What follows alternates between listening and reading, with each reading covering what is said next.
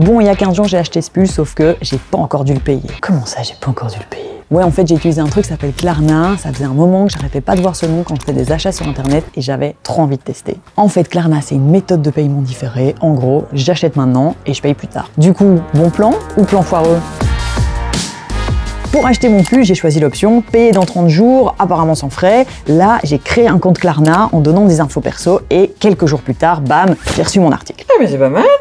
Aujourd'hui, il y a plein de marques qui proposent ce moyen de paiement. Mais attends, pourquoi? Imaginez, vous êtes dans un magasin. Mais c'est vrai, j'avais dit imaginer. Bon, si je vous dis que vous pouvez sortir avec ces achats sans passer par la caisse, ben il vous faudra peut-être des sacs un peu plus grands. Et oui, avec ce système qu'on appelle Buy Now, Pay Later, dont fait partie Klarna, mais aussi plein d'autres, ben on peut dépenser, selon eux, jusqu'à 68% de plus. Mais attention à pas se retrouver dans ce genre de situation.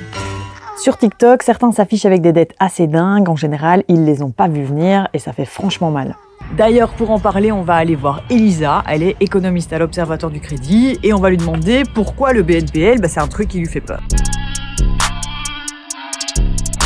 Il y a plusieurs études qui sont sorties, notamment au Royaume-Uni, où on indique que c'est surtout des personnes vulnérables financièrement qui recourent à cette solution de paiement, des plus jeunes aussi, qui ne sont pas toujours au courant des faits et aboutissants et qui ne lisent pas toutes les conditions générales. Et donc on peut se retrouver très vite avec des frais de retard assez conséquents. Et donc ce pull que j'ai acheté 19,99 €, si au bout des 30 jours je ne l'ai pas payé, il va me coûter combien? Le premier rappel est gratuit, puis vous avez un deuxième rappel, un troisième rappel payant. Et donc au bout d'un mois, vous payez 10 € en plus. Puis si vous n'avez toujours pas payé, ça passe à une agence de recouvrement. Et cette agence de recouvrement peut vous facturer des frais supplémentaires. Et donc au final, votre pull que vous avez payé 19,99 €, il va passer à 35,37 €. Ok, c'est bon, moi je vais payer là.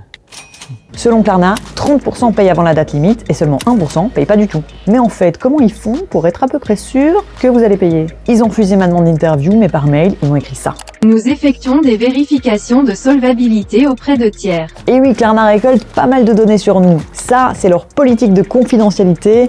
Plus de 60 pages. Bon, c'était assez technique, donc j'ai demandé de l'aide à Jacques, c'est un expert en RGPD, d'ailleurs, il va arriver.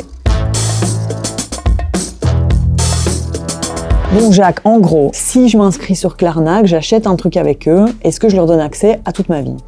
Toute votre vie, pas nécessairement, mais quand même pas mal, puisqu'en fait, il y a quand même une vingtaine de catégories de données différentes, situation financière, tout ce que vous avez acheté, les modalités de paiement, l'utilisation des services de Klarna. Ils collectent ce qu'on appelle des données sensibles, des données liées aux opinions politiques, religieuses, syndicales, etc., ce qui en principe ne peut pas se faire sans un consentement spécifique. Or là, c'est un peu noyé, je dirais, dans la masse. Et quelque part, il faut toujours rappeler ce principe de minimisation. On ne peut collecter que des données dont on a besoin. Ici, c'est un peu l'impression qu'ils vont dire, on prend tout, puis on verra plus tard. Alors au final, bon plan ou plan foireux? Plan foireux si vous n'avez pas les moyens de rembourser à temps et que vous n'avez pas envie de dévoiler toute votre vie. Par contre, bon plan si vous faites gaffe à vos dépenses, ça pourrait même vous aider en cas d'imprévu, si vous perdez votre téléphone ou si votre frigo tombe en panne. Voilà, vous pouvez retrouver d'autres scans sur notre page RTBF et puis si vous avez une idée ou une info, ça se passe dans les commentaires. Salut!